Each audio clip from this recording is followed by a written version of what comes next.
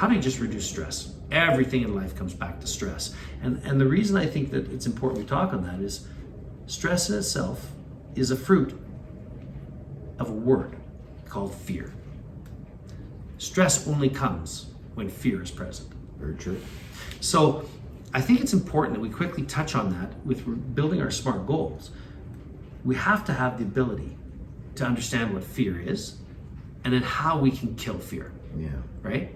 So fear is false evidence or events appearing real. That's my acronym that I use for it all the time. I didn't create that. As we all know, it's been around probably since the beginning of time. But ultimately our fears drive and come from beliefs that we have about ourselves, about a circumstance, or about a specific activity that we have learned from someone else.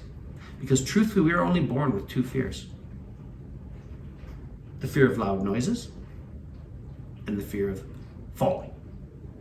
Those are just put into us, into our dinosaur brain and from God. And other than that, everything else is learned. Brain is divided into three distinct separate parts.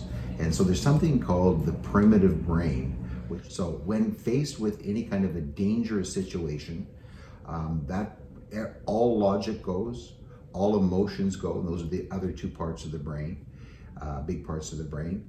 And the fear part, or the primitive brain, takes over, and you may have to make a decision whether to fight, that's where conflict comes from, or flight, which Correct. is the fear part, right?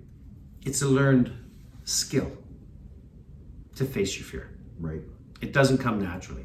All of us, I don't care who you are, whether it's a soldier on the front lines, a police officer, a student learning to go up to the teacher the first time and ask a question as to why did I get this mark? That confrontation, that willingness to step up and ask. Thank you so much for your time.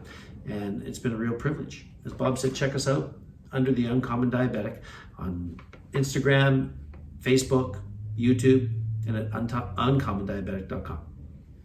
Thanks so much, guys.